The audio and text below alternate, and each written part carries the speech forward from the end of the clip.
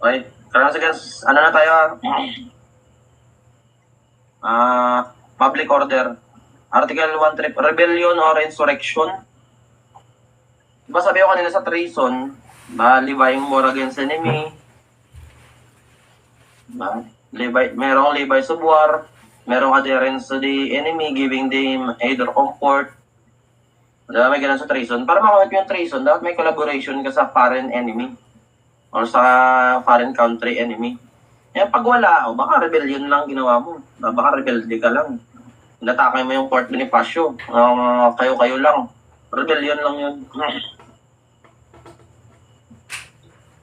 Rebellion or insurrection is committed by rising publicly and taking arms against the government for the purpose of, tandaan nyo ang ano ng rebellion, rising, merong public uprising, tsaka taking arms against the government. Ito yung public uprising, yan. Madami kayo, nag-aalsa kayo to sa armado para makomit yung rebellion at may ganyan. Tandaan yung public uprising tsaka armado. Ano ang ginawa nyo? Removing from allegiance to said government or any its laws the territory of the Republic of the Philippines or any part thereof or any body of land, naval or other armed forces. Yung ginawa mo, sinakop nyo yung isang lugar. Yung buong Maynila. Pumunta kayo dyan yung buong Maynila. Niremove mo yung allegiance ng mga tao dyan sa batas. Gusto nyo batas nyo ang masunod dyan, hindi batas ng Pilipinas. Yung rebellion. Inalis mo. Kaya depriving the chief executive of Congress wholly or partially any of its power or prerogatives. Tinanggalan mo ng yung president or chief executive or yung mga congressman, deprive mo sila ng kanilang power patungkol sa isang territory na yan. Yan yung rebellion. Elements ng rebellion, tandaan nyo elements. Mayroong public uprising sa armado. Yan na yan. Armado sa public uprising. Ano yung purpose? Ito yung purpose ng rebellion. Remove from the allegiance. Diba ano yung allegiance ulit? Obligasyon mo maging loyal at sumunod sa gobyerno. Diba yun yung allegiance? Inalis mo yung allegiance na yan sa government. Diba? Yung isang territory ng Pilipinas, so di kaya parte ng territory ng Pilipinas, so di kaya yung land, naval or other armed forces. Ito yung pangalawang purpose. Deprive yung chief executive, pati yung Congress, pwedeng wholly or partially, lahat yung powers and prerogatives nila. Yan yung public uprising. Example, 400 sakdals after fighting the constabulary. Di ba yung chocolate boys na mga PC dati, yung police dati. 400 sakdals after fighting the constabulary soldiers took possession of the municipal building. Yan. Binanatan nila yung mga police. Tapos kinuha nila yung munisipyo. And proclaim nila malaya na yung lugar na to. Malaya na yung lugar na to kasi kami nang maumuno dito. Mabatas na namin ang masusunod dito. Yan, example ng rebellion. Tandaan niyo yung public uprising, tsaka taking arms.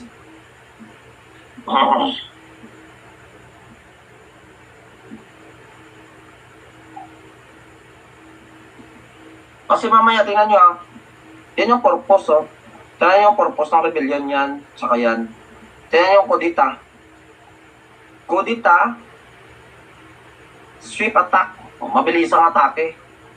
Na may kasamang pwedeng violence, karahasan, pwedeng intimidation, pananakot, or threat, or strategy. Saan nakadirekta? Against the duly constituted authorities of the Republic of the Philippines. Sino yung offender? Any military camp, installation, communication, yung mga inatake nyo, or network or public utilities. Isa-isa, singly or simultaneously carried out anywhere in the Philippines. Sino yung offender dito sa kudita? By any person or persons belonging to military or police or holding public office of employment. Tandaan nyo offender, Ano yung purpose? For the purpose of sizing or diminishing state power. Dito sa rebellion, inatake nyo isang lugar para sakupin. Gusto nyo palitan yung gobyerno dito sa rebellion. Gusto nyo palitan yung gobyerno. Yung gobyerno, wag na yan. Kami na yung gobyerno dito. Dito sa atake din sa kudita, inatake nyo yung duly constituted authorities sa Republic of the Philippines. So, isa sa mga institusyon ng gobyerno Ang purpose nyo para i-diminish lang yung state power, para painain. Di ba kasi dito si Trillanes, basta kudita. Ang ginawa niya, inatake na yung Fort Bonifacio. To. The essence of the crime is a swift attack upon the facilities of the Philippine government. Diba? Ang objective nito, hindi overthrow yung government, but only i-paralyze or painain lang yung gobyerno. Diba? Yung offender member ng AFP, ito na si Trillanes, Oakwood Mutiny. On July 23, 2003, a failed coup d'etat, now known as the Oakwood Mutiny, was staged by a group of 300 armed defectors from AFP, tsaka PNP, led by Army Captain Gerardo Gambala and Navy Second Lieutenant Trillanes against the Arroyo administration. At the group forcibly seized and occupied Oakwood, Premier and Glorieta. Ayan yung Oakwood. Diba? Yan yung binanata nila, pinagbabaril nila dyan. Yung mga sundalo din. Ang purpose nila, para pababain na, Arroyo, bumaba ka na sa ano mo. Arroyo, bumaba ka na sa pagka-presidente. Diba? Pinahina nila yung purpose nila eh. Diba? Dito sa rebellion, para palitan talaga yung gobyerno. Dito sa kudita, painain lang yung gobyerno. Diminishing state power. Tandaan nyo yung offender, military, police officer. Yan lang yung point ng Oakwood Mutiny. Ito mga punishable din to. Yung conspiracy and proposal to commit kudita, rebellion or insurrection. Although preparatory acts lang siya, punishable, may batas na silang paparusa.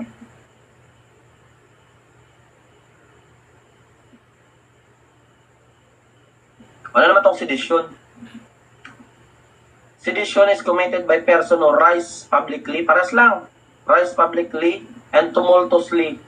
Ito yung pinagkaiba ng sedition sa rebellion. Di ba yung rebellion, may rising publicly, tsaka taking up arms, nag-rise sila public, tsaka armado. Ito hindi. Nag-rise publicly and tumultuously, magulo.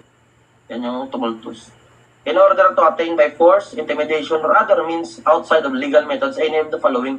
Ito yung purpose ng sedition, Tandaan nyo yung rising publicly, tsaka tumultuously. To prevent the promulgation or execution of any laws or the holding of any popular election. Yan yung example, A group of men having a sense of feeling that the candidate they support for the position of mayor, matatalo na. Yung kandidato nila sa pagkakas, matatalo na sa vote counting. Yan sa voting counting. By rising publicly and tumultuously, anong ginawa nila? Tinakot, by means of intimidation, they prevented the holding of the election. Tigil nyo yung election. Kasi alam nila matatalo na yung kandidato nila sa mayor. Ginawa nila yan by rising publicly and tumultuously. Ito yung ibig sabihin ng number 1. To prevent the promulgation or any execution of any law or holding of popular election. Tinigil nila yung vote counting. Kasi alam nila na matatalo na. Sedition yun. To prevent, number 2, to prevent the government or any public officer from freely exercising its or his functions or prevent the execution of any administrative order. Pinigilan mo yung mga government or public officer na isagawa yung trabaho nila.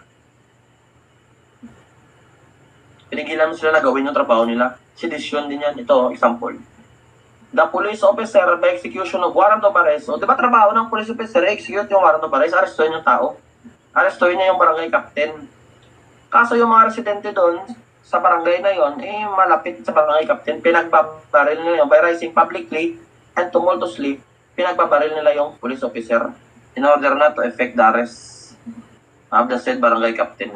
Kahit may namatay na police officer doon, sedition pa rin.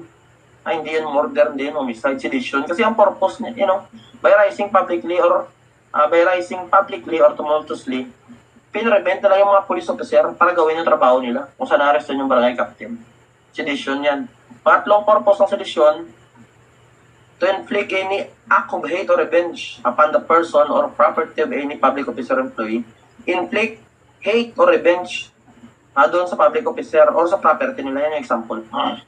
Father Pedro, napatay ng police officer daw yung tatay ni Pedro, napatay ng police officer. In order to satisfy his anger dahil galit siya, he assembled a body of men, bumuo siya ng grupo, they rise publicly and tumultuously, pinagpapatay nila yung mga police officer na nakita nila as a form of revenge. Hindi siya murder, hindi siya homicide, sedition siya. Sedition siya yan. Number 3. Inflict hate or revenge ganti doon sa public officer. Ito pa, to commit for any political or social end, any act of hate or revenge against private person naman. Dito kayo I hate, revenge sa public officer, dito sa private person naman. Ano yung objective mo? Political or social. Example ito. A body of men, by rising publicly and tumultuously, destroy all the properties of the rich person. Because they believe lahat ng mayaman ay corrupt daw.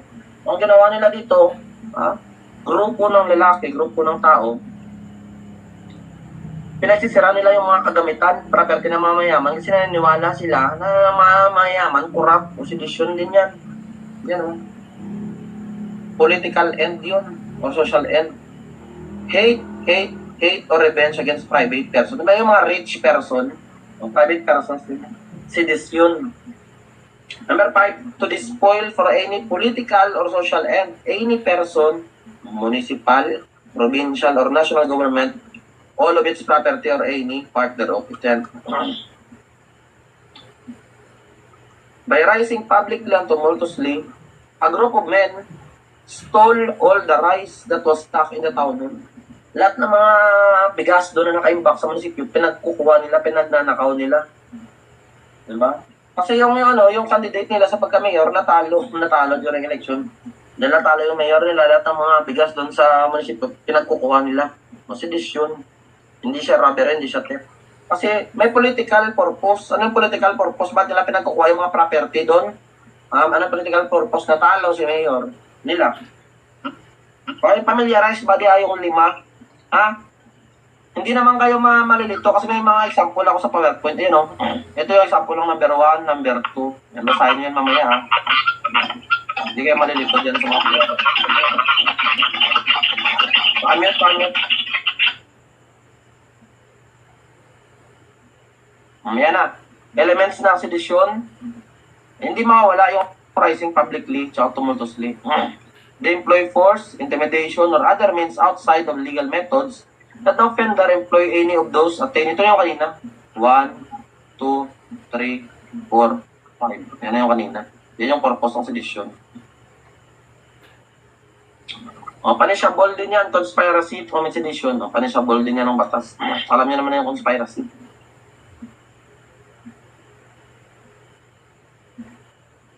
Violation of parliamentary immunity. Nagkrami na ganyan. Ito yung ginamit ni Trillanes sa haraan. Na immunity. 145, violation of parliamentary immunity committed by any person who shall use of force, violence, intimidation, threats, or fraud. Yan yung ginamit niya. Force, violence, intimidation, threats, or fraud. Prevent any member of the National Assembly to attend its meeting or committees or subcommittees, constitutional commissions, or committees thereof, or from expressing his opinion or casting his vote. So, ang makita ng dahas, force, violence, pinigilan mo, prevent. Example ng National Assembly, di ba? President, meeting ng sa Senate hearing, ganun, ba? Mga congressman, senador, president, yun ng mga example ng National Assembly or committee, meetings, pinigilan mo yan. Ito pa, shall arrest or search any member of the National Assembly while it is in regular or special session, except in a case where such has committed a crime punishable by the code by a penalty higher than prison mayor. Yun yung second form ng violation of violation of parliamentary immunity. Inaresto mo yung tao during meeting. Ito.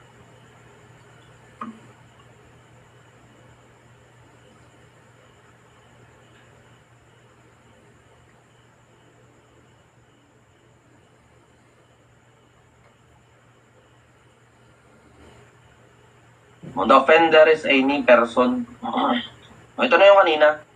Matandaan nyo lang dito sa violation of parliamentary immunity, may dalawa siya, alpha at bravo. Yung alpha, sa magitan ng force, violence, or intimidation, pinrevent mo yung member ng National Assembly doon sa meeting. Yung meeting nila, parang ginulo mo, hindi natuloy. Dito naman sa violation of parliamentary immunity pangalawa, ito ang ginawa ni Trillanes. Diba? Nasa regular session ba, sa Senado, di ba may mga ano dyan, may mga meeting dyan, may mga session dyan sa Senado. Yung isang senador, yung isang senador, bago siya makapunta dyan sa session, sa regular session ng ano nila, National Assembly, bago siya maka-attend, nakagawa siya ng krimen. Bago siya mapunta, may krimen siya na nagawa o may kinakasuhan siya. Ngayon, during yung ba yan nga, di ba, senador, si Trillanes, during session na yan, nakagawa siya ng krimen, hindi siya pwedeng arestuin dyan sa loob ng Senado habang nasa regular o nasa special session, ongoing yung session. Kasi pag inaresto siya, itong mga kaso ng mga polis, violation ng parliamentary immunity. Kasi yung session dyan sa Senado, ang haba yan, buwan-buwan yan. Kaya araw na ba hindi inaresto si Trillanes?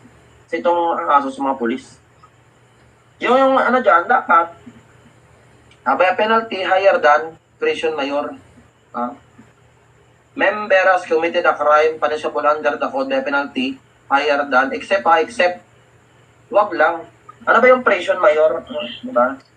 6 years and 1 day to 12 years. Pag ang nagawa niya ng krimen is, ano lang, ang penalty is 1 year to 6 years lang, bawal mo siya arestuin while the Congress is in session. Pero pag 6 years and 1 day, pataas na, yung nagawa niyang krimen, kahit nasa session pa yung Congress, pwede mo na siyang arestuin. Kaya nga, except in a case where such member has committed a crime punishable under the code by penalty higher than prison mayor. Kapag 1 year, 2 year, 3 year, 4 year, 5 year, 6 year, hanggang dyan lang, pwede mo siyang arestuin kahit nasa, bawal mo siyang arestuin. Bawal mo arestuin siya, 1 year, 2 year, 1 to 6 years yung penalty of imprisonment niya, bawal mo siyang arestuin while the Congress is in session. Pero kahit nasa session na yung Congress, pag 6 years naman, di patas, pwede mo siyang arestuin. Yan yung 145 violation of parliamentary immunity.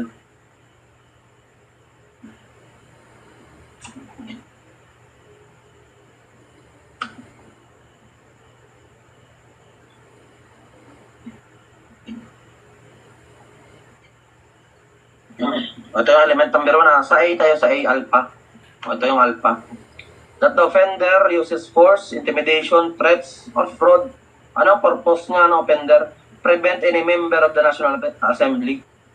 Ang pinarevent niya yung member ng National Assembly, example nun, mga senador, si mayor, congressman, to attend the meeting of the Assembly. Pinigilan niya para hindi maka-attend sa meeting. Yan, tinakot niya. Ikaw baka may session na sa Senado. Ikaw, senador, huwag kang pumunta doon. Hindi papatayin kita. Violation of parliamentary immunity. Tinakot niya. Kaya hindi nakatin ng meeting. O kaya pinigilan niya prevent any member to express his opinion. O kaya to cast his vote. Diba natin sa impeachment case ni Corona, diba yung buto-butoan yung mga senador doon? Pinigilan mo isang tao para hindi siya makaboto doon yung senador. Ayan, violation ng parliamentary immunity. Pangalawa, ito na, the offender is a public officer employee. Diba si Trillanes, senador siya dati. Ang ginawa, pag inaresto siya, that he arrests or searches any member of the National Assembly, that the Assembly at the time of arrest or search is in a regular or special session, bawal mo arestuin. Yung public officer or senador, habang nasa regular session. Dapat yung crime niya is not higher than prison mayor. 6 years, sakto pa bawal siya arestuin kapag nasa regular session. Pero pag 6 years naman di patas, pwede na siya arestuin. Punta tayo sa direct assault. Ito na. Marig na mabuti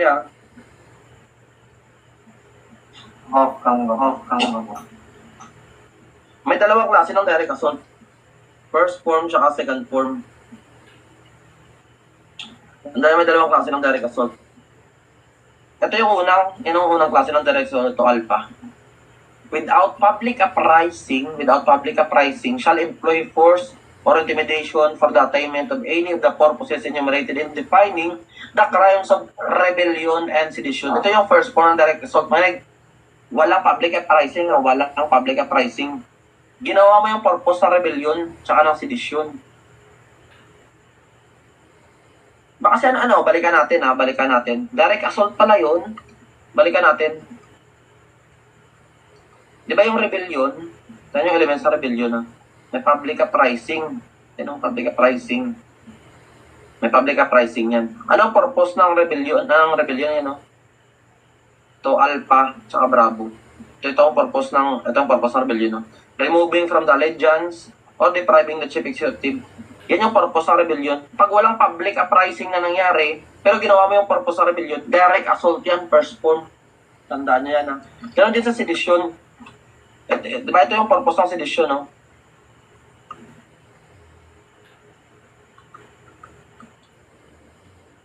Diba ito yung purpose ng sedisyon? 1, 2, 3, 4, 5. Ha? May rising publicly din. Pag wala tong rising publicly, pero inatin yung purpose ng sedisyon, direct assault ulit. First form ng direct assault. Yan ang sabi. Without public uprising, natin mo yung purpose ng rebellion tsaka sedisyon. First form ng direct assault, huwag kayong malilito dyan. Ito na yung akala natin na direct assault, yung Bravo. Yan yung common na i-discuss natin. Without public uprising, anong ginawa mo? By employing force or by seriously intimidating or by seriously resisting any person in authority or any of his agent while engaged in a performance of his official duties or on the occasion of such. Ito na yung second form of direct assault. Inatake mo na yung public officer. Tandaan nyo yung dalawang klase ng direct assault.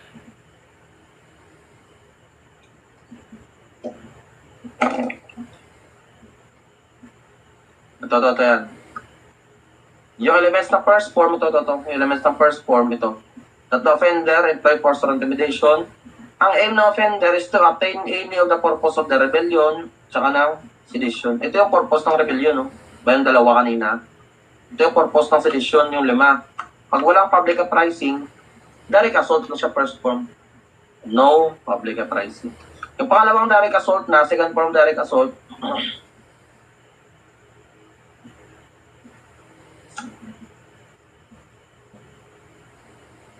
diba example ng direct assault first form.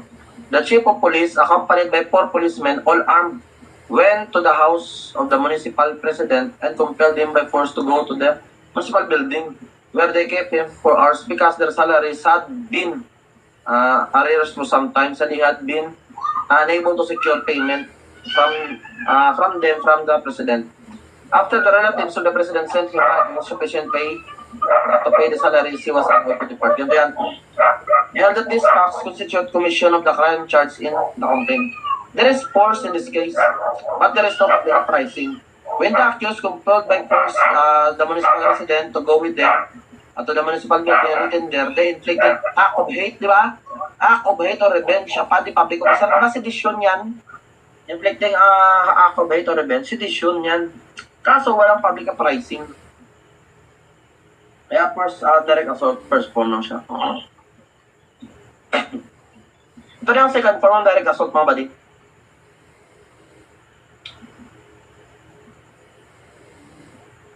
That the offender makes an attack, inatake mo, gumamit ka ng force, gumamit ka ng serious intimidation, tsaka makes a serious resistance.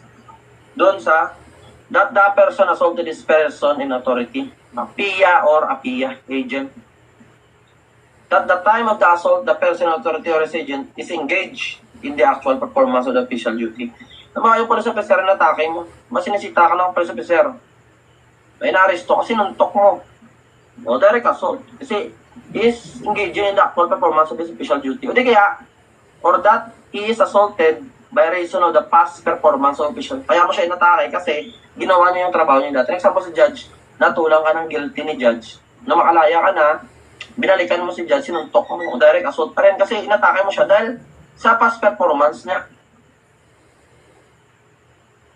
Dapat, that the offender knows that the one is assaulting is a person in authority or his agent. Dapat, yung offender na gumagawa ng assault, alam niya yung inatake niya, alam niya yung inatake niya na public officer or agent. Kasi pag hindi niya alam, hindi siya direct assault. Baka physical injury lang. Pag hindi niya alam na hinatake niya, police pala or si judge pala. Kasi ang pinapapos ng direct assault, pinaparusahan siya kasi yung wala kang respeto sa authority. Gusto mo parang wala kang respeto sa authority. Dapat, alam mo na police officer yung alam mo dapat police officer yung inatake. Yan, there is no public uprising. To. Offender makes an attack, employ force, and makes a serious intimidation. Ito yung sa personal, dalawa yan, di ba? Personal authority or agent o personal authority, dalawa yan. Para maging direct assault, any force, diba? Sa personal authority, sino ba yung personal authority? Ito. Personal authority or PIA, sino yan sila? Sino yung personal authority? Any person directly vested with jurisdiction. Yung tao pala na meron siyang hawak na jurisdiction. May jurisdiction siya na hawak or kontrolado niya yung isang jurisdiction. Ang tawag sa niya is PIA or personal authority. Mga example ng PIA, municipal mayor. Di ba mayor, may jurisdiction siya, city. Municipal councilor. Pati nga public, pati private school teacher, may jurisdiction siya, classroom. Teacher nurse, president ng sanitary division, provincial fiscal, si judge, division superintendent, punong barangay, professor nyo, lawyer, lahat yan sila PIA. Lahat yan sila personal authority. Sino naman yung APIA or agent? May dalawang APIA, may dalawang agent ha. Yung unang agent of personal authority, a person who, by direct provision of law or by election, or by appointment by a competent authority is charged with the maintenance of public order and the protection and security of life and property. Lahat pala ng pagtrabaho mo is to maintain public order, protection and security, agent of personal authority ka. Example niyan, police. APIA pala ang police. Diba? Maintenance of peace and order, municipal treasurer, postmaster, agents of the Bureau of Internal Revenue, Malacanang Special Agent, saka Barangay Tanod. Pati pala Barangay Tanod kasama sa agent of personal authority. Tandaan nyo, APIA, lahat ng tao, a person who is charged with the maintenance of public order and the protection and security of life. Yung pangalawang APIA, any person who comes to the aid of person in authority. Kahit sinong tao na tumulong, ba? Yung personal authority, ba si judge? Sinasapak si judge. Yung tao na tumulong kay judge, sinapak din. Yung tao na sinapak, considered siya as APIA. Magiging agent of personal authority siya once na tumulong ka dun sa personal authority. Tandaan niyo yung dalawang klase ng agent. Public, maintenance of public order, protection and security. Hindi kaya yung kahit sinong tao na tumulong sa personal authority, mag-convert siya sa agent of personal authority. Yan yun, no? Ang point nyo lang kay personal authority, may hawak siya ng jurisdiction. May sakop siya ng jurisdiction. Yun sila. Ngayon, alam niyo na, kilala niyo na si personal authority, may jurisdiction. Si agent, alam niyo na may dalawang agent. Charged with, example ng police, so di kaya yung kahit sinong tao na tumulong sa personal authority, magiging agent, dalawa. Sa personal authority, para maging direct assault, kahit any force lang, tinulak mo lang. Inaresto ka, si judge, tinulak mo lang si judge, o direct assault na. Doon kay agent of personal authority, kailangan serious force. Dito kasi any force lang, tulak mo, direct assault. Dito kay agent, para maging direct assault kay agent, serious force. Kapag inaresto ka, sinapak mo. Yun, serious force yun. Kapag inaresto ka ni police, tinulak mo lang si police officer. Hindi yun serious force. Hindi yun direct assault. Baka lang yun, resistance. Resistance to the public. Resistance or disobedience lang yun. Hindi yun direct force. Kasi tinulak mo. Pero pag sinapak mo, serious force yun. Pero pagdating kay PIAS, kahit any force lang, tinulak mo lang direct assault na. Intimidation, paras lang serious. Serious resistance, paras lang din. Ngayon na tandaan nyo, sa second form ng direct assault, tinatake mo si PIA. Personal authority or agent of personal authority. Si PIA at si APIA. Dalawa. Yan si Pia, yan si Apia, dalawa. Example of while engaged in the actual performance of duty. Si Governor, si Nico, while he was going down the stairs to inspect the office of the chief of police. Si Governor, in-inspect niya yung may trabaho siya. In-inspect niya yung opisina, si Nico. Direct assault. Example, by reason of past performance, yun nga si judge. Sabi ko na si judge, sinatulan niya ng guilty yung isang tao na makalaya na sinuntok na si judge. Direct assault.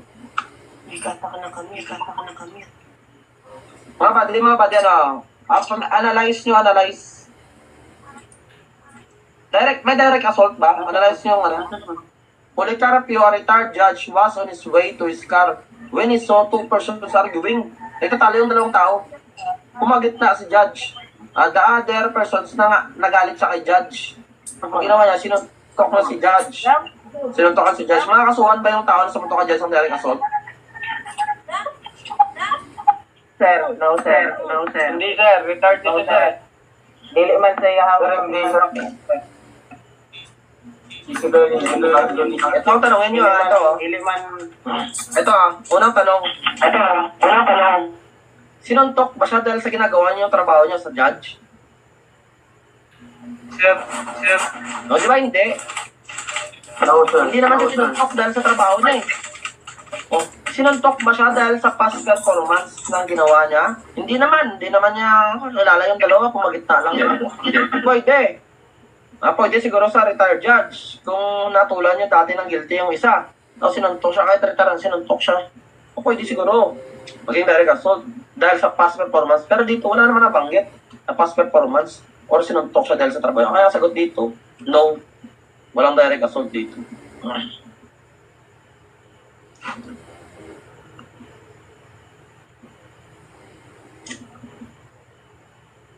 O kailan magiging qualified yung direct assault? Kasi may dalawang klase ng direct assault. Meron tayong simple assault or simple direct assault or qualified assault. Kailan magiging qualified? Parang, lang yung kanina, parang piracy lang yan. Parang piracy lang yung kanina. Kung may qualified piracy, ito may qualified assault yan. Kailan magiging qualified? Pakitandaan yung tatlo When the assault is committed with a weapon. Diba? May bato ka, may kutsilyo, may baril. Yung assault mo may kasamang weapon, maging qualified assault na. Tataas yung penalty lang. O di kaya, when the offender is public officer or employee, yung offender, kapwa mo public officer mo, dalawang teacher. May yung isa, advisor niya yung estudyante. Police. O pwede dalawang pulis. Diba? Dalawang pulis. O dalawang teacher. O yan, magiging qualified. Magiging qualified assault siya. Ito pa, when the offender lays hand upon PIA, personal authority, pag dumampi yung kamay mo dun sa personal authority, magiging qualified direct assault. Diba? Sinampal mo si judge. Diba? Sinampal mo si judge, mati qualified direct assault. Pero pag sinampal mo lang si PIA, si police officer, direct assault, simple assault lang. Simple assault lang. Pag sinampal mo si police, sinampal mo si barangay tanod. Pero pag sinampal mo si judge, si mayor, lahat ng PIA, magiging qualified assault. Ayan ang tatlong sitwasyon kung saan magiging qualified na yung assault. Kung merong direct assault, merong indirect assault. O elements of indirect assault. That a person in authority or his agent, tandaan nyo kasama si PIA at si APIA pa din. Personal authority or his agent. Ito pala. Ano nyo ito? Disregard nyo ito. Disregard nyo ito. Kulang ito. Ito yung tama. A person in authority or his agent is the victim of any of forms of direct assault.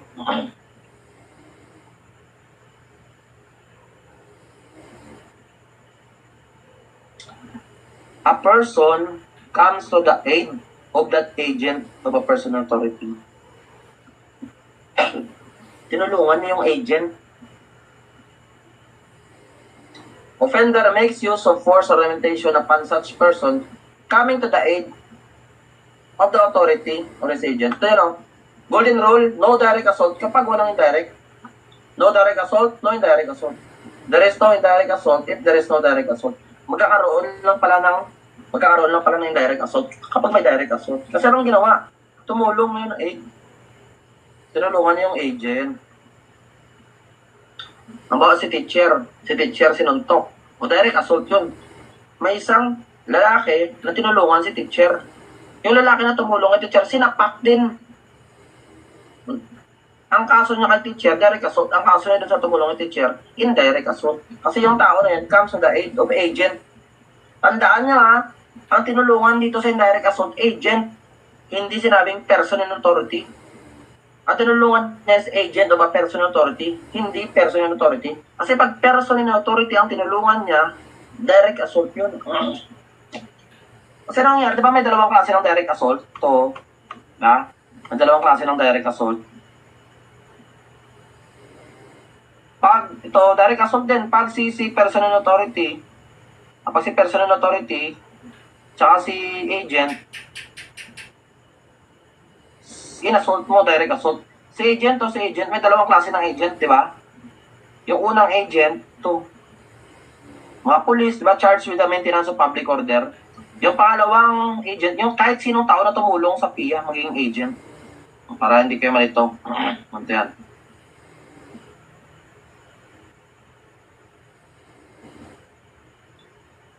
Basahin yung mga bali.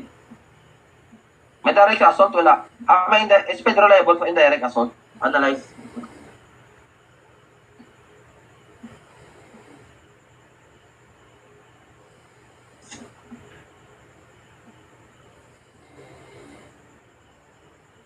Liable ba siya sa direct assault? Yes, sir. Yes, sir. No, sir. No, sir. One is a police officer who just No, sir. Hindi. Mamanig. One is a police officer who just arrested Pedro. Pedro was able to unlock and started to run. Manig mo na ako diya. Si Juan is a police officer. Inaresto niya si Pedro. Si Pedro, yung handcuff, nakawala siya sa postas, tumakbo. Juan instructed Berto, a civilian who was at the scene, to assist him. When Berto grabbed Pedro punched and kicked Berto, causing the latter to fall. Anong ginawa? Anong sabi niya, Anong sabi ng police officer kay Berto? Juan instructed Berto, a civilian who was at the scene. Oy, tulungan mo kung arestuhin siya. Ngayon, si Berto na tumulo, sinapak din si Berto. May direct assault ba? Ano ba yung role natin? No indirect assault. There's no direct assault. Dito may direct assault ba na nangyari? No, sir. May direct assault ba? Sinapak ba yung police? Sinapak ba yung No, police? sir. No, sir. No, sir.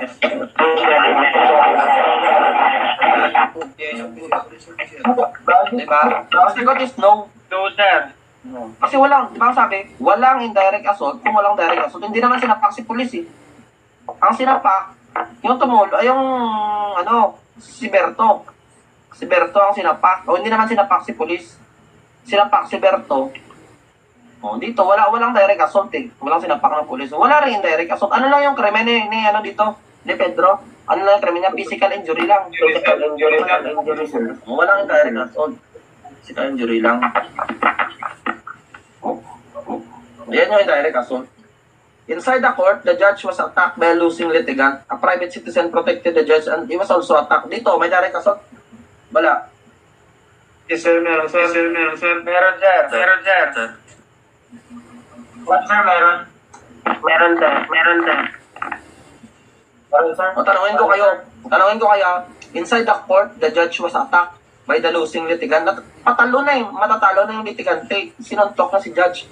Yung private citizen, tinulungan niya si judge. Sinapak din yung private citizen. Ano yung krimen? Direct assault or indirect assault? Dito sa private citizen ha? Sa private citizen. Direct assault, sir. Direct or indirect? Direct assault. Hindi nga. Direct, sir. Ay, very good. Ang sagot is direct assault. Hindi siya indirect.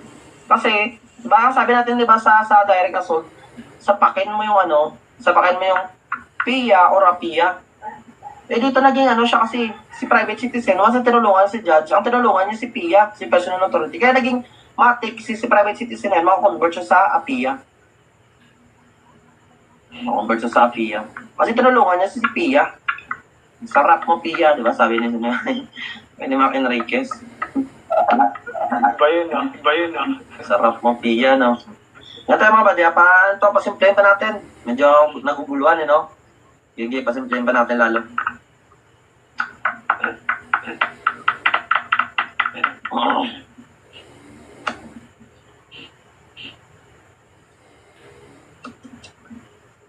Ito. Si Judge.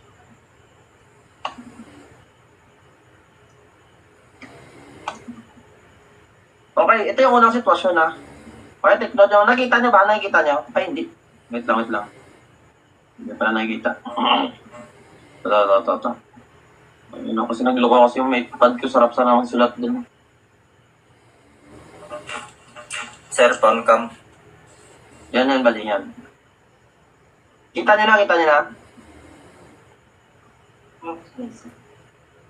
nyo na mabali? Yes, sir. Mike, pag sinapak mo si Judge dahil sa trabaho niya, anong krimen ulit? Pag sinapak mo si Judge dahil sa trabaho niya? Direct.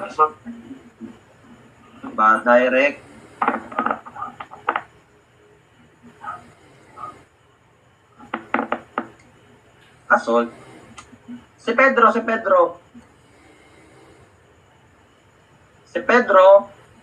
tinulungan niya si, ano ulit si Judge? Pia. Personal authority, sir. Pia. Si Pedro, tinulungan niya si Judge. Sinapak din si Pedro. Anong krimen? Direct assault, sir. Direct assault pa din.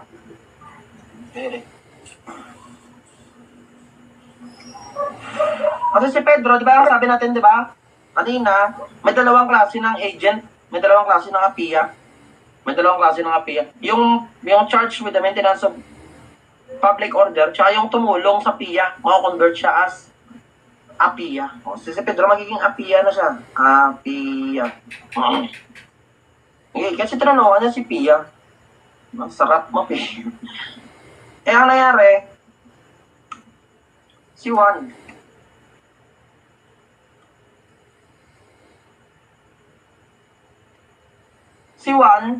di ba sabi sa direct assault, sinapak mo si Pia, sinapak mo si Apia, direct assault. Oh shit.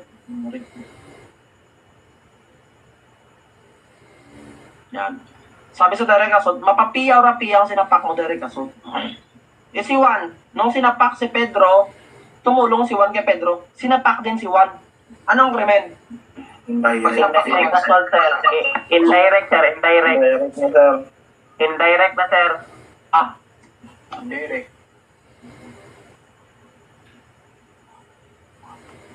Indirect assault na. Kasi ang tinulungan niya naman si Apia. Si Juan na private person yan. Si Pedro, private person din naman yan.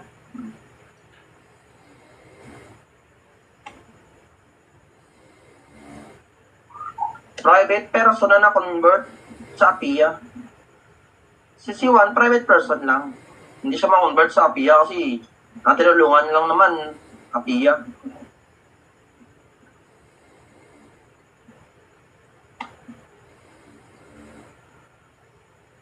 Tandaan yung pagkakasunod-sunod. Yan yung unang sitwasyon natin ha.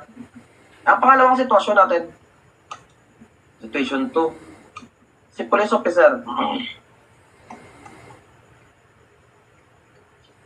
Si police officer, Pia. Ano si police officer? Apira, sir. Apira, sir. Apira. Agent of Personnel and Authority. Si police officer, kapag ina-aresto niya yung tao, kapag ina-aresto, sinapak siya ng tao. Anong krimen pag sinapak si police officer? Direct assault, sir. Direct assault. Direct assault. Direct assault, sir. Assault. O si Pedro. Si Pedro is private person.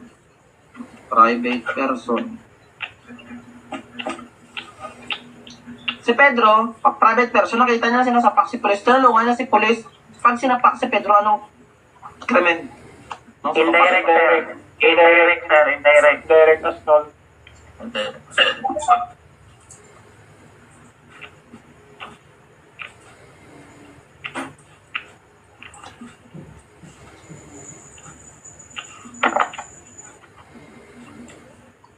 Physical injury. Si Juan, nakita niya sinasapak si Pedro. Tumulong si Juan. Anong krimen pag sinapak si Juan? Indirect, sir. Direct, indirect. Direct.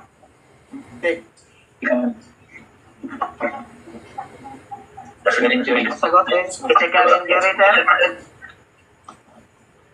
Physical. Makinig.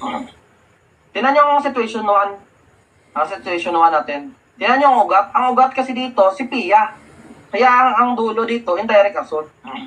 Kapag ang ugat kasi dito si Pia, ang lahat ng private person na tumulong kay Pia, magiging agent, makonvert siya sa agent. Kaya direct assault pa rin.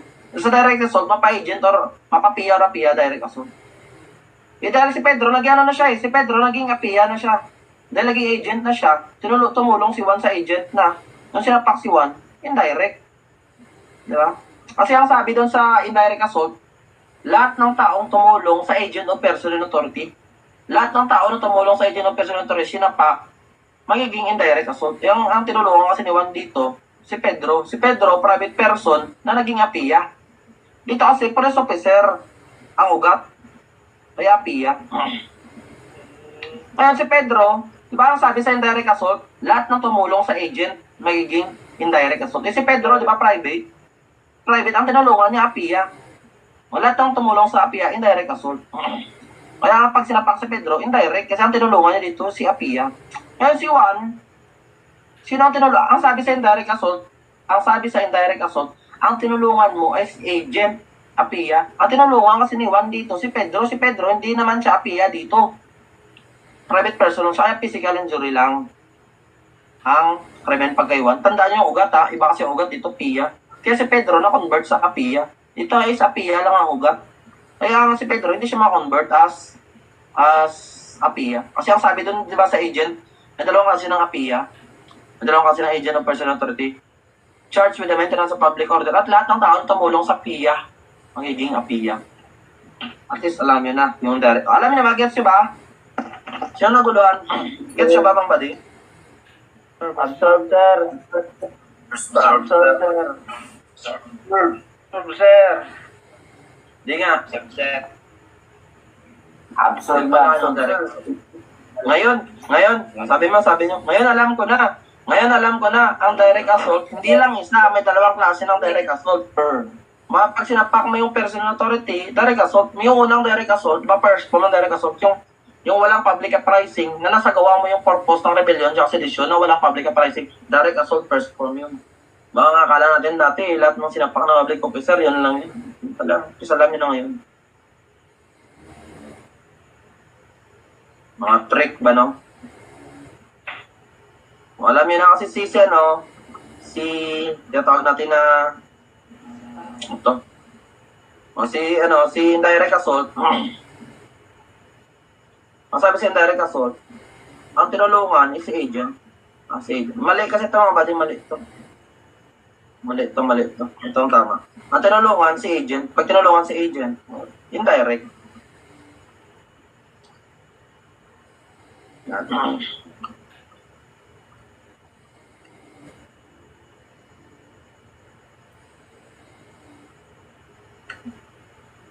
O, punta naman tayo sa resistance and disobedience to a personal authority or the agent of such person.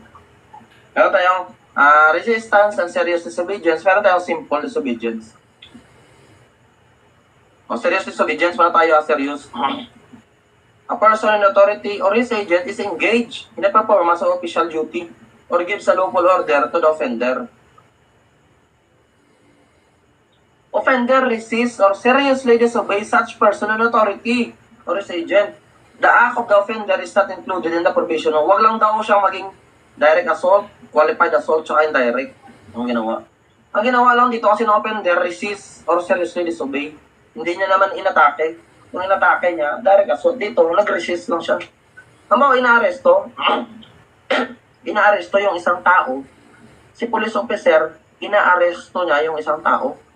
Nung makawala sa posas, tinulak na si police officer tsaka tumakbo. Yung tulak, hindi naman suntok yun. Yung tulak, ang ano lang nun, ang krimen lang nun, is serious disobedience lang. Hindi naman inatake. Habang pinapusasan, di ba yung sino yun, yung suntukan tayo, sino yung maskulado, yung muscle, yung nag-gym ata yun eh. Yung inaresto siya ng police, Aura. may pag-wrestlingan sa police. Yan, hindi yung direct Si Aura. assault, serious disobedience lang. O, yung pwedeng ginawa ni Aura. Serious disobedience yun. Serious disobedience. Yung simple disobedience, paras lang, an agent of a person in authority is engaged sa trabaho niya. Offender disobeys such agent. Such disobedience is not, hindi naman ganun kagrabe. Ba, pinasasan, ayaw magkapusas. O simple disobedience lang. Pero habang pinapusasan, ayaw magkapusas, tinulak pa, tumakbo, serious disobedience yun. Yan pinagkaiba ng resistance. Tandaan nyo, walang atake. Kaya yung babae, di ba, sa dati sa LRT, ba yun, MRT, di ko alam, yung babae, tinapunan niya ng tao, si police officer. Anong krimen? Kasi sasabihin siya ni police officer, oh, dito ka, huwag ka dyan. Tinapunan niya ng tao, si police officer. Anong krimen nun? Resistance lang ba or direct assault? Ang karamihan ng babae na nagtapon ng tao is direct assault na. Kasi nagtapon ng tao, tinapunan mo, assault na yun eh. Diba? Direct assault na. Yun yung may krimen pa lang ganyan, no? Serious disobedience, kasi police. At least, ito ang pinagaiba. Direct assault, tsaka resistance or serious disobedience. Sa direct assault, PIA or PIA is in a performance of official duties on location thereof. Pwedeng ginagawa na yung duty niya or on the occasion, or pwedeng inatake siya sa habang ginagawa yung duty niya or inatake siya dahil sa duty niya na ginawa niya na dati. Dito sa serious disobedience or resistance, actually talaga, ginagawa niya talaga yung duty niya. Ngayon, actually performance of official duties. Kasi dito sa direct assault, kahit hindi niya na ginagawa yung duty niya, inatake siya dahil ginawa yung duty niya dati. Dito sa direct assault, attacks, employ force, seriously intimidating, seriously resisting, para magawa yun. Dito, walang atake, resist or seriously disobey lang. Kailangan sa direct assault, serious resistance. Dito sa resistance not that serious. Alam na yan, PIA, basic. Sino ulit si PIA? Meron siyang jurisdiction. Diba, pinayamirate siya sa board exam, si PIA, PIA, alam niyo na. Si PIA, may dalawang PIA, di ba? Yan yung ano kanina, maintenance of public order, mga police, mga barangay leader, barangay tanod, policeman. Yung pangalawang PIA, yung tumulong sa PIA. Ay, punta naman tayo sa tumults and other disturbance of public order. Ano naman to? Mayroon siyang 5.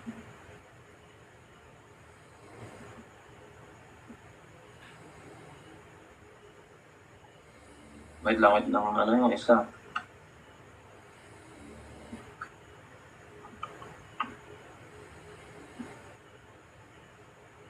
Saan kalibing? O ito yung tumults and other disturbance of public disorder. Ito yung mga acts punishable. Tandaan nyo to, baka mamisinterpret yung sa alarm scandal. Magkaiba to, sa alarm scandal. Matinan. Tumults. Causing any serious disturbance in a public place, office, or establishment. Kung gumawa ka ng seryosong disturbo or abala sa public place, challenging to a fight anyone you saw in the market, patay ka, tumults ka. Hindi na alam skandal Lahat ng makasalubong mo doon sa palengke, pinaghamon mo ng suntukan. Hinahamon lang hindi mo sinuntok. Kasi pag sinuntok mo, physical injury. Pero pag pinaghamon mo, yan.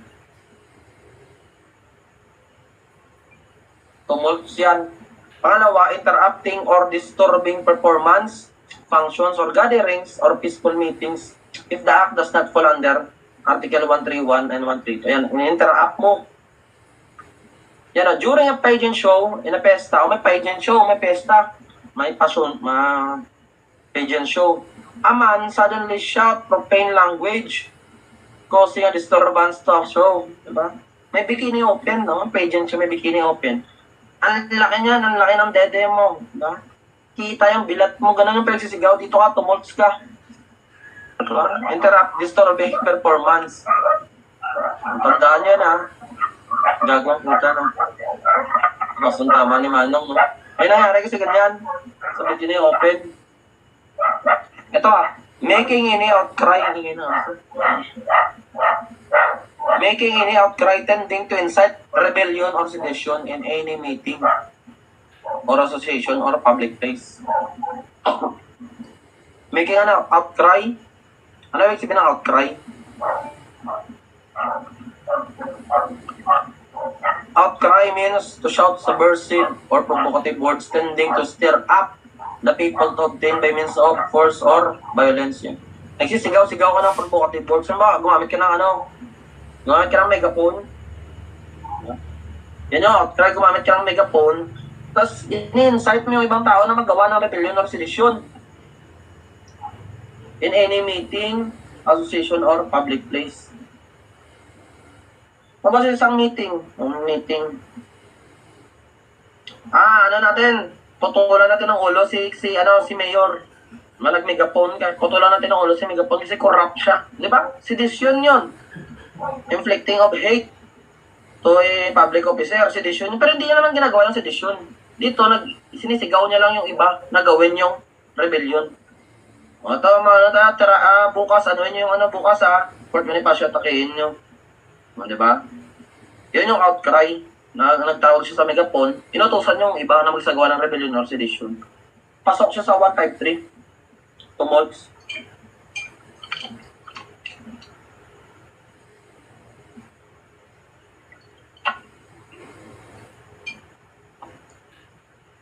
Ito pa.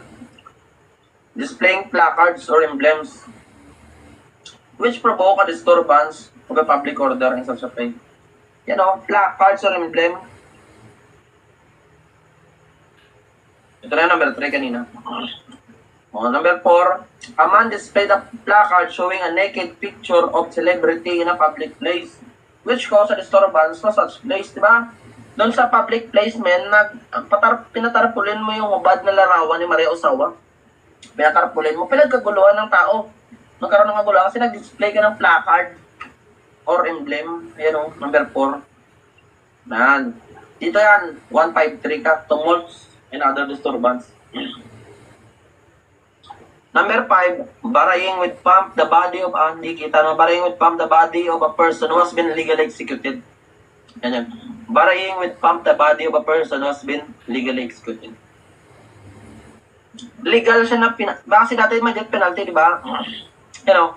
A pastor was sentenced to death penalty kasi dati yung wala pa yung Republic Act 9346, may death penalty. Ngayon yung pastor, pinatay siya. Death penalty kasi nang rape siya eh. Nang rape siya. Kaya death penalty. Ang nangyari doon sa bangkay niya, ang ginawa ng mga niya, followers siya, diba? Pastor nga eh, may mga followers siya. Yung mga followers niya, binigyan nila ng ceremonial parade. Yung ceremonial parade, yung bago siya, ilibing. Mga nagpatagtog ng mga drums, basta gumawa sila ng ceremonial parade. Yung pastor na yon, yung pastor na yan, hinatulan niya ng batas ng death penalty.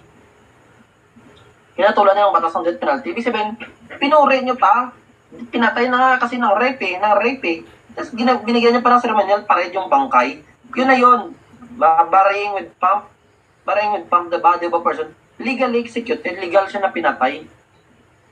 Nilibing nyo, burying with pomp, yung pomp, ginawa niyo pa ng ceremonial parade. Pinuri niyo pa. Pinatay na nga ng batas yan dahil ng rape kayo. Dito yung pasok, Article 153. Tumults. Para niyo mga body, pa-familiarize yung 1, 2, 3, 4, 5. Kasi mamaya, among the following are acts punishable under tumults except, at least alam nyo na yung 5, alam nyo hindi kasali sa 5. Tapos hugot sa alarm sa skandal. May mga example na rin tayo, hindi na rin kayo mahirapan. Ito na alarm sa skandal, ito na yan. Committed by any person who shall, within any town or public place, shall discharge any firearm nagpaputok, firearm, rocket, firecracker, or other explosive calculated to cause alarm. Hindi naman New Year na napaputok ka ng quit is nagpaputok ka ng quit sa barangay alas 2 gabi. Anong skandal ka? Nagpaputok ka ng barel sa taas. Anong skandal ka?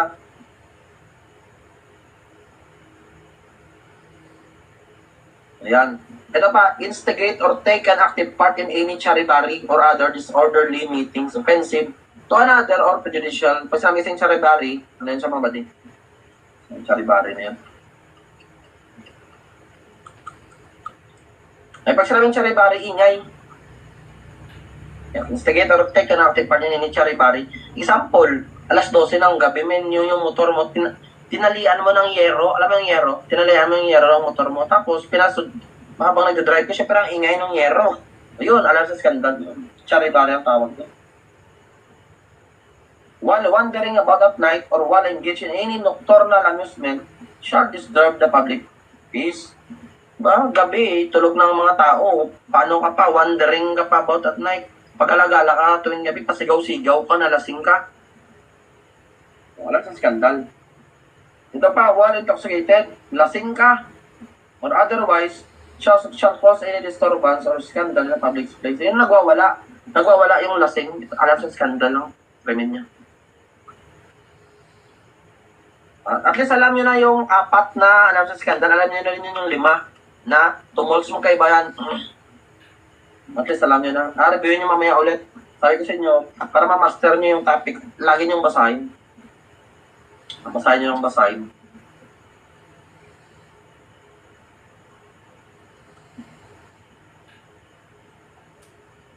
O, punta naman tayo, delivering prisoners from jail. O elements, there is a person confined in a jail or any penal establishment. May naka-confined, may nakakulong, pwedeng detention prisoner, pwedeng sentence prisoner. Ano ang ginawa ng offender? Remove such persons therefrom or helps in pinatakas. Tandaan nyo, ang kaso ng tao, ang karamihan ng tao nagpatakas dun sa kulong, delivering prisoners from jail. E ano naman yung karamihan ng taong tumakas? Sentensyado tapos tumakas. Retribution of centimeter. Sir.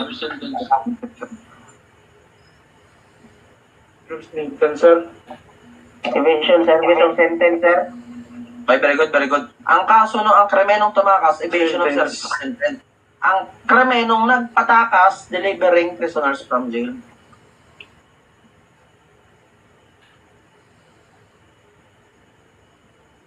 Paano naman pag ang offender, ha? Ang offender ang nagpatakas public officer, anong krimen?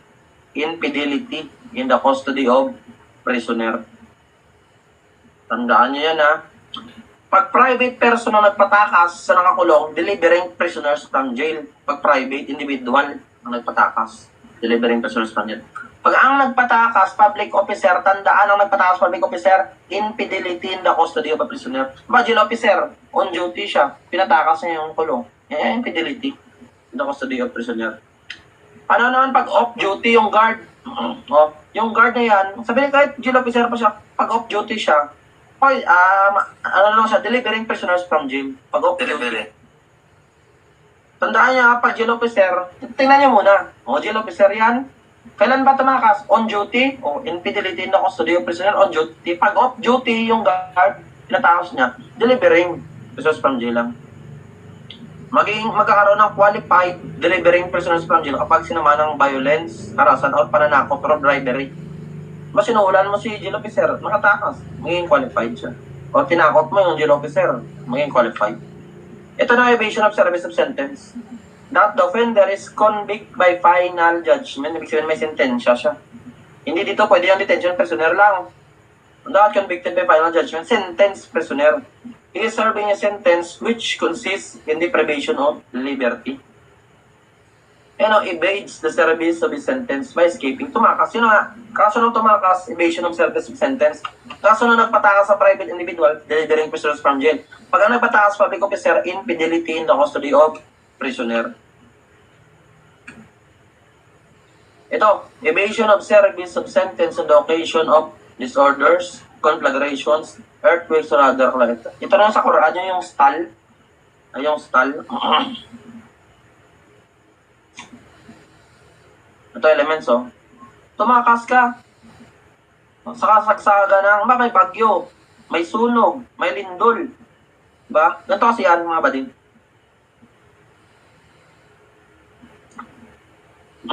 Diba nagkaroon ng riot, sunog o lindol, siyempre buksan yung gate.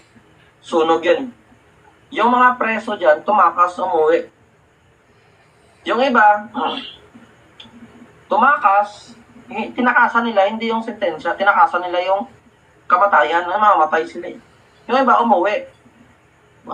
Pero ang rule dyan, pag bumalik ka, meron kang tinatawag na stall or special time allowance loyalty. Pag bumalik ka na within 48 hours, within 48 hours, bumalik ka, walang krimen. Kaya sabihin tumakas, kasi hindi mo naman sentensya ang tinakasan mo. Ang tinakasan mo, kamatayan. Bumalik ka within 48 hours, walang krimen. May ano ka pa nga, may reward ka pa nga, stall.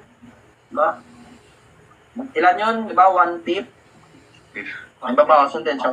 Ngayon, ang rule, mga nega, during conflagration, earthquake, explosion, or mga anumang catastrophe, tumakas ka, pag bumalik ka within 18 hours, okay, walang krimen. Pero pag bumalik, hindi ka bumalik within 48 hours, ito ka. Hindi ka bumalik within 48 hours, ito, evasion of service of sentence on the occasion of disorder, conflagration, or earthquake. Pag hindi ka nakahabol sa within 48 hours na yun. Mababawasan ka pa, maganda pagka ano, within 48 hours, bumalik ka, mapapawasan ka ng 1/5. Mo sentensya mo, 20 years, o minus 1/5. Ilan ba yung 1/5 ng 20? 4 o minus 4 years. Kung 49 hours ka nang bumalik, walang bawas, wala kang reward. Kakasuhan ka pa nga, Article 158.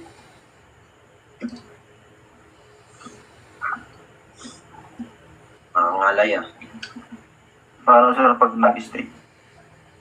Pag nag-stay, sa Quran na discussion na, diba? Pag nag-stay, balik 2/5. 2/5. Pag hindi umuwi, pag nag-stay doon, 2/5 ang babawas. Sa Quran nyo, balik pulido na yung Quran nyo, wala na yung dapat katungutan. Kasi yung, nakita nyo yung na-post ko, yung grades ng review ko nakaraan sa Quran,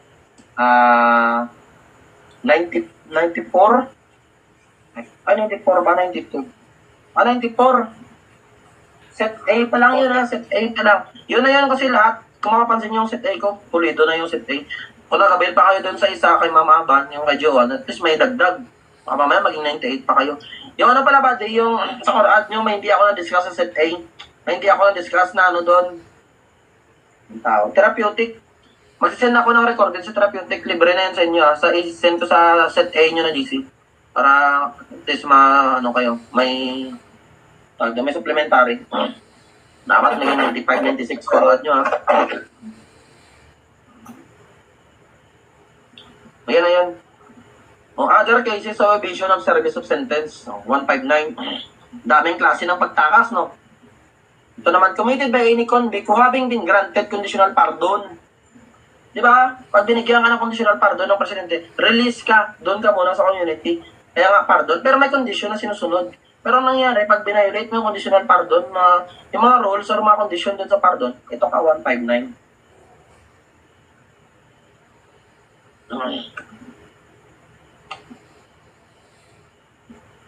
O anong tawag dito? Commission of another crime during the service of penalty imposed for another previous offense. Anong tawag dito? Ayan na pa, no? Quasi-recidivism. Recidivism. Wait lang. Na-discuss ko na ata ito sa set A nyo Palag na ba? Itong mga quasi, palag na ba sa inyo? Anong palag-iba na? Recidivist, quasi-recidivist, reiteration, tsaka ano yung isa? Recidivism, quasi-recidivism, habitual delinquency. Well, Discuss natin. Sir, pwede pa ka discuss yan? Sige. Banatan natin yan. Okay, bro, thank you. Para maging sulit yung 200 yun, no? Yes, sir, thank you. Malaking tulong din tong pa 200 natin mga bali, no? Yung iba kasi self-review, no? Yes, sir. Yung iba, ano? Alam ko sa iba, pwede kayo mag-avail mga bali sa ibang review center, di ba? Open na for palang coaching ngayon. Maraming review center ngayon nag-open na. Pwede kayo enroll. Yun lang. Hindi ko lang magkano kasi yung iba nasa 3K, nasa 1.5. Medyo mahal, no? 4K? Mahal naman. 7.5 Ito, sir. O, dito na lang kayo kay Warsbat, 200 lang. Hindi, pero kung may pera kayo, I love you, boss ba? Kung may pera kayo na extra, pwede kayo mag-apply, pwede kayo mag-enroll sa iba kung may pera kayo. Kasi ano yan, supplementary. At least, the more the merrier, marami kayong resources. Maraming resources, mas maganda kung may pera. Eh kung wala, palag naman dito Bakit? Palag naman tayo dito, no? Kahit bara-bara dito, hindi kayo abot sa 1,000, no? Palag naman, eh. Sa 4,000 yun na yun, wala pa ka nagtitindan. Nagpaya ko check yun. May wala pang nagtitindan. Bad trip. Sayang pera, no? 4,000 tapos wala ka naintindihan. Kahit ng trip. Binili mo na lang red version, ilang case pa yun. Nag-inom, no?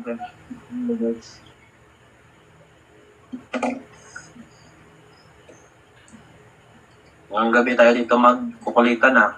Ito na yung mga badiyatan dahil sa recidivism. Lahat yan sila ba? Recidivism, quasi, tsaka retirasyon, tsaka habitual. Lahat yan sila multiple offender. Ibig sabihin, mga paulit-ulit na nakagawa ng krimen. Sa recidivism, tandaan nyo lang dyan, same title.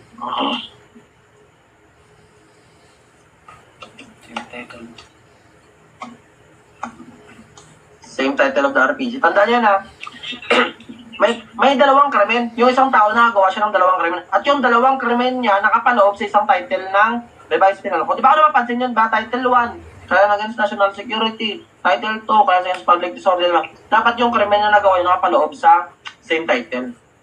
Pag crimes against person, dapat crimes against person lang lahat. Pag crimes against property, dapat isang title nga lang. Halimbawa, barig.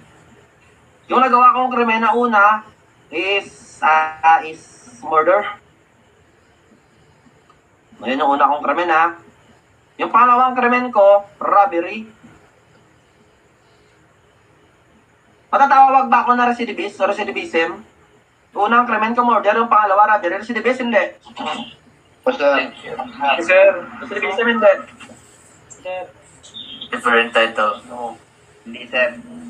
Sila same title, sir. Parehas ba ng title yan? Yung murder tsaka robbery, parehas ba ng title? Sir, magkaiba. Magkaiba. Yung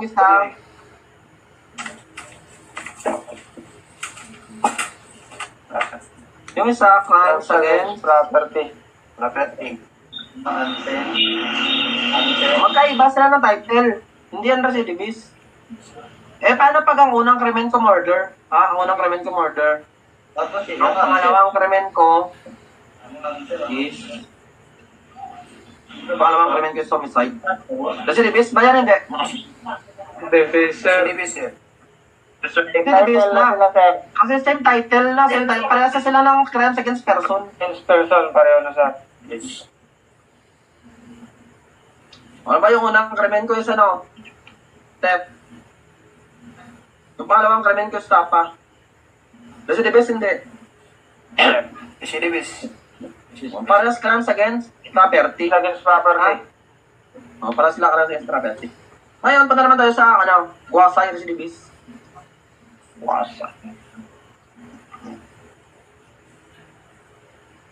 Tama ba? Tayo na talaga bobo sa spelling ko.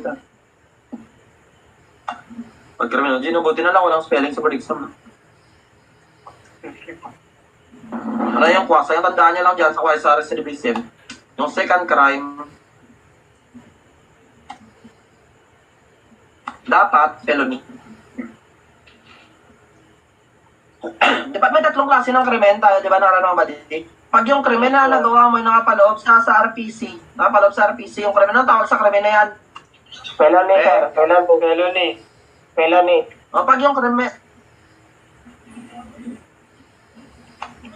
krimen na labag mo yung nakapaloob sa special law, anong tawag dyan?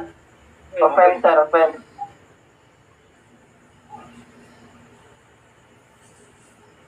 Pag yung krimen na labag mo yung nakapaloob sa ordinance, Infraction, sir. Infraction, sir. action or misdemeanor. Paras lang yan. Ay, shit.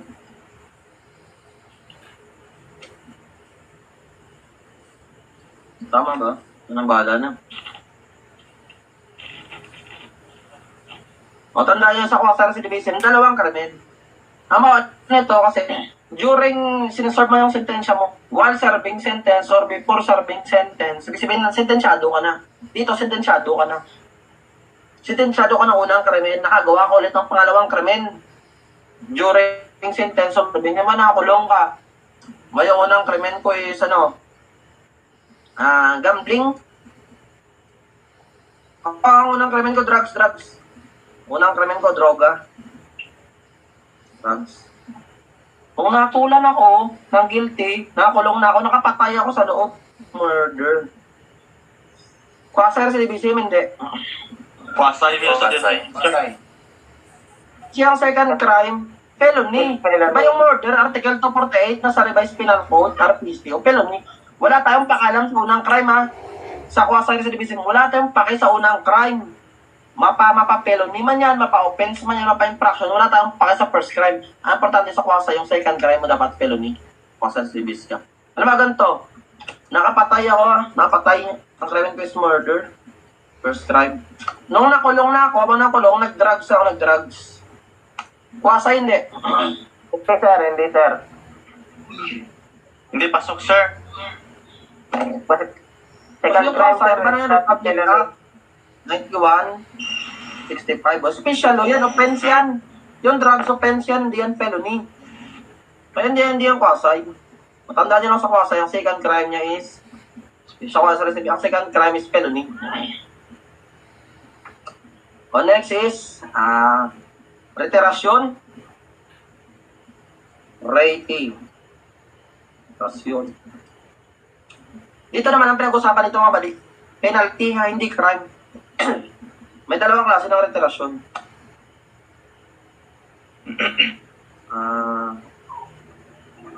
Equal or greater penalty. Favor equal.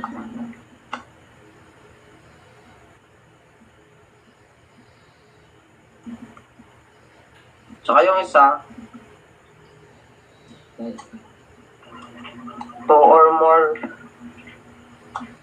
crimes in the life penalty. 2 or more or 3 or more? Two or more. Two or more, sir. Two or more. Ato ba? Mental block na So, ko. sir, which attaches life penalty. O mga may dalawang klase ng reiterasyon.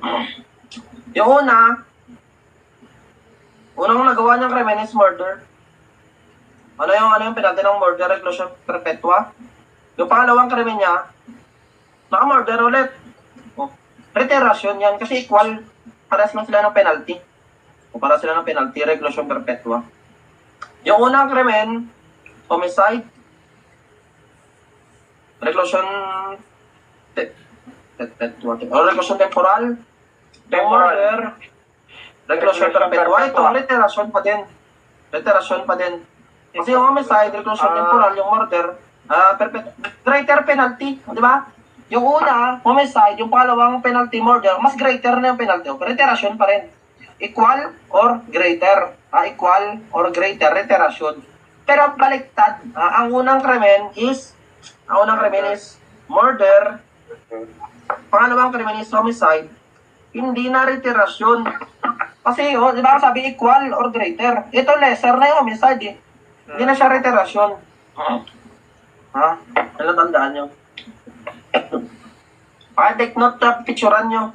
Screenshot. Ay, bawal natin mag-screenshot, no? Pwede kayo mag-screenshot pag sa recorded nata. Ano reply naman eh. O, yan. Yung pangalawa, tandaan nyo sa reiterasyon, equal or greater, bawal yung lesser. Dito sa pangalawang reiterasyon, pwede na 2 or more. Yung unang krimen niya is homicide. Dito, siguro theft. O dyan, hindi pa yan pwede. Hindi pa yan pwede mag-reiterasyon kasi lesser. Pero pag may isa pa na, murder. O yan. Yung murder na yan, may nauna pa sa kanya na dalawa na mas lesser. O reiterasyon siya, second form ng reiterasyon. O second form ng reiterasyon siya. Kailangan maging dalawa muna na mas lesser. Pero pagka ito lang, yan, hindi yan reiterasyon. Hindi pa yan siya reiterasyon. Next, body is habdil. Habitual delinquency.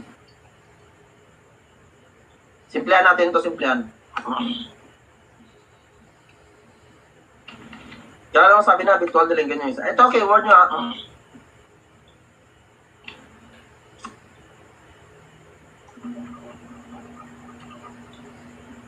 Ito nyo lang.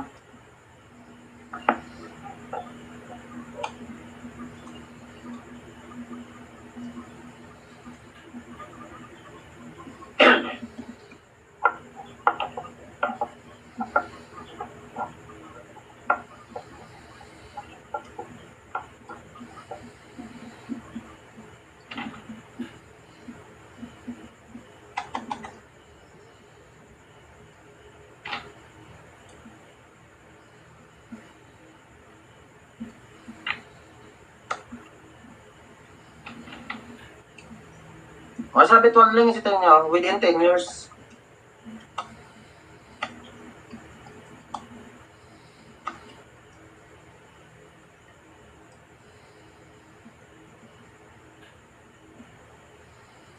Within 10 years from last conviction,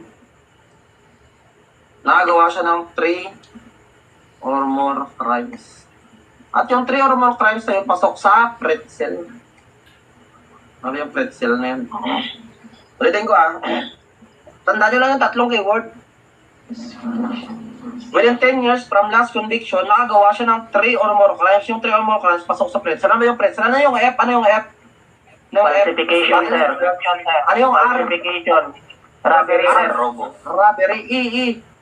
Estafa, sir. Ano yung T? Theft? S. Serious physical injury. Yung L. Serious physical injury, sir. Pakitandaan mga buddy sa habitual delinquency, within 10 years from last conviction, nakagawa siya ng 3 or more crimes. At yung 3 or more crimes, pasok dapat sa pretzel yung 3 or more crimes. Falsification, robbery, estafa, theft, serious physical injury, and less serious physical injury. Ano tayo? Situational? Sir. Halimbawa, Manik, 2000, year 2000, nakagawa siya ng theft,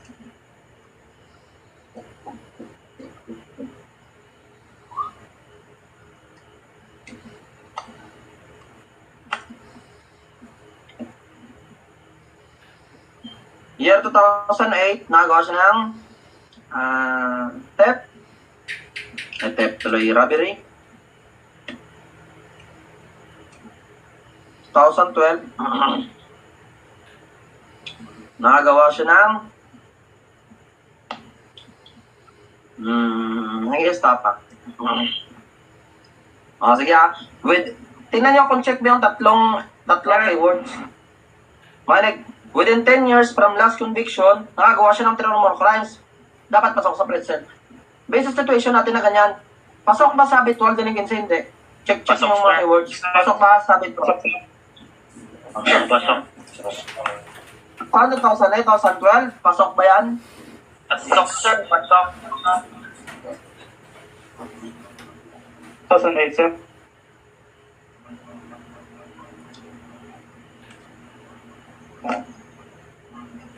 Ay, makinig. Ganito kasi yan dati. Ganito yan dati. Akala ko dati hindi to pasok. Akala ko dati hindi siya pasok sa habitual delinquency kasi, within 10 years, sabi ko 2000 hanggang 2012, 12 years na.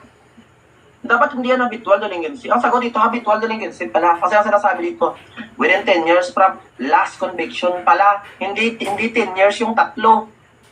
Last conviction pala. Dapat pasok sa 10 years yung last conviction. Ano ba yung last conviction? Robbery. Ano yung present conviction? Estafa. Diyan ka pala magsukat ng 10 years sa last conviction tsaka sa present. Ano ba yung last conviction? 2008, 8, 9, 10, 11, 12, o 4. May 6 pa na palugit. Kung dito ka mag-umpisa, wala, mali. 2000, dito 12. Ito pa yung last conviction. 2008, 8, 9, 10, 11, 12. Pasok siya sa 10 years. Ibig sabihin ito, habitual delinquency ito. Ganyan. Ganun pala, paano pag nalagyan dito pa recite? Pasok sa habitual ng hindi. Hindi na, sir. Sir. Check Hindi ba na, yung sir. within 10 years? Check ba yung within 10 years? Pasok. Di ba? Yes, sir. Pero yung parricide, hindi 3 or more crimes. 3 or more crimes, tatlo. Very good. Yung Pasok, parricide, hindi naman ali sa pretzel yan eh. O, yan lang yung habitual ng chemistry. Basic, guide nyo ha. Recidivism, basic. Wasay, basic. Reiteration, basic. Mga pamigay na lang. Kala ko mahirap, madali lang naman pala. So, nahirapan dito. Ganito lang pala ka-basic, no? So now I know. Nalinawan na kayo? Nalinawan na kayo? Kulang si Peter. Sa squat Romel. Sir, basic. Basic, pamigay. Sir, thank you, sir. O, itong 160 na yan, Madi. Yung Article 160, commission of another crime during service penalty imposed. Tumutukoy yan sa Kuwasay. Habang during service, gumawa siya. At yung nagawa niya is felony. Yung second crime niya is felony. Alam niyo na yan.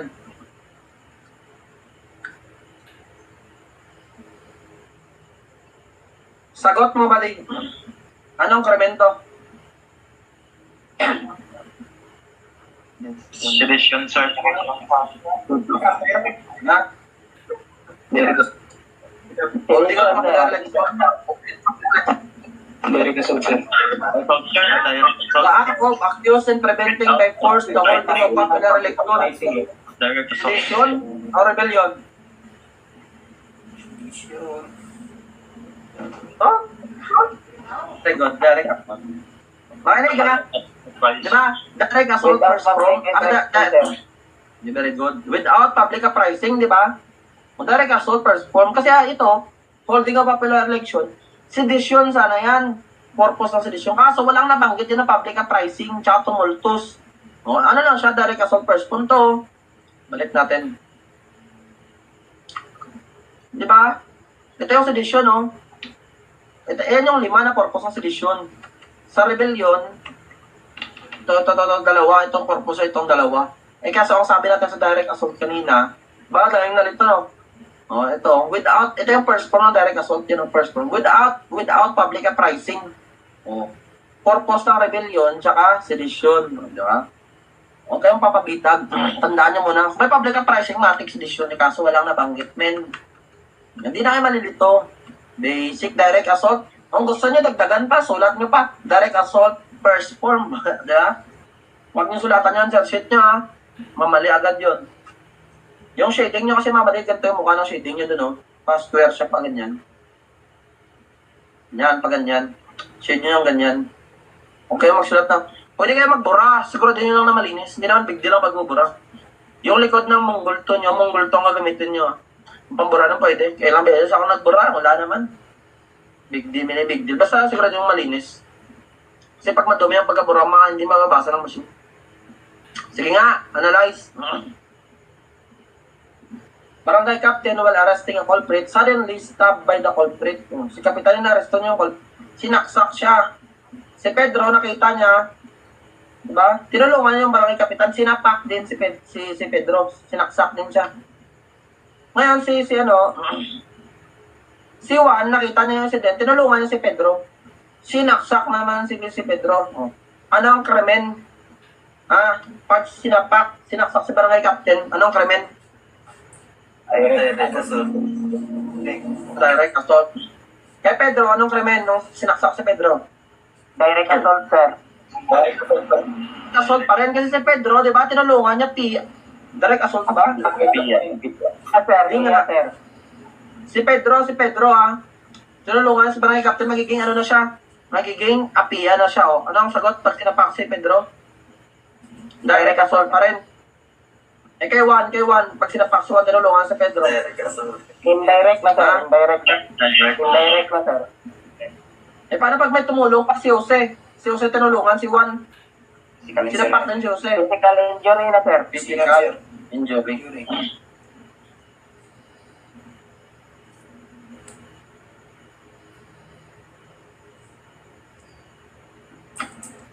Sagot.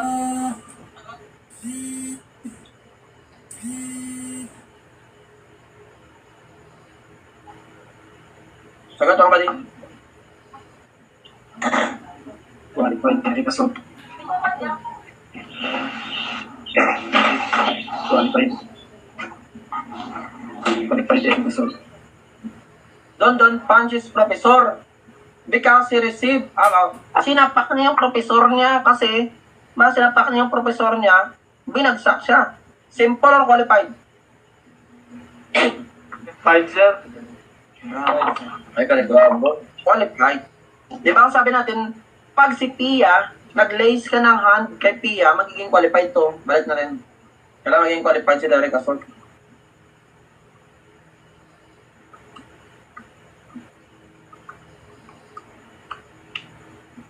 Yan yun. Yan ang qualified. When a person gumamit ng weapon o gumamit ka ng armas, when offender is kapwa o public officer, when the offender lays hand upon a Pia, kung sinuntok niya, dumumpi yung kamay niya sa Pia, magiging qualified. Pero pag dumumpi yung kamay, sinapak niya si Pia lang sa agent, hindi yung simple lang pag si agent. Pero pag si Pia, ang sinapak niya, qualified. Direct assault. Yan yun. Tandaan niyo yung tatlo na para maging qualified siya. Oh shit, mo bro. Sayang. O, di ba qualified? Ayan, yan. Sige nga. Resistance, sir. Disobedience, sir. Charlie. Charlie, sir. Charlie. O, may assault ba na nangyari? Nanapak ba? Wala na, resistance lang. Sir. Wala, sir. Resistance lang yan, sir. Tol lang. Yan. O, anong krimen yan? Alarms and false search, false and alert to match. Servants of public order. Bravo. Sir. Yes ba, sir? Letter B. Placard. Ito, mods. Yan o. Yan yung 5. Yan o, displaying placard. Pasok sa mods. Tumult pala. Ito yung alam ng skandal, 4. Ulit-ulitin niya ha. Hindi ba kaya alam niya na ngayon, hindi na review, basahin hanggang lumibing sa utak niya. Well, Pedro was... Yan. Nagsisisigaw-sigaw, lasing. Alam mo skandal. Skandal, sir. Alam skandal. Ayan. Anong krimen yan? Alam mo skandal. Dito. The person who submitted for the prison by taking guilty and liable for... See? Ha? Dali, sir. Yung tao, pinalitan niya ng kulong. Pinatakas niya ng kulong. Ano yun? Letter C, sir. Charlie, sir. Charlie. Yan. Alpa, sir. Ano yung krimen ng tumakas? Vision of service of sentence. Kung nagpatakas, private individual, delivery. Paano pag nagpatakas? Service. Paano pag nagpatakas, public officer? Infidelity, sir. Infidelity. Wasay, basic. Gutom na ako. Kain muna tayo mga kading.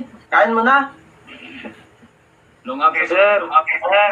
Ano muna, balik tayo 6:30. Kaon sa ata, sir. O, sige, sir. 6:30, sir. Bana tayo 6:30. sir. Ano, Oras. Balik natin. Ngayon hapon naman. 6:30, balik. 6:30. Okay, sir.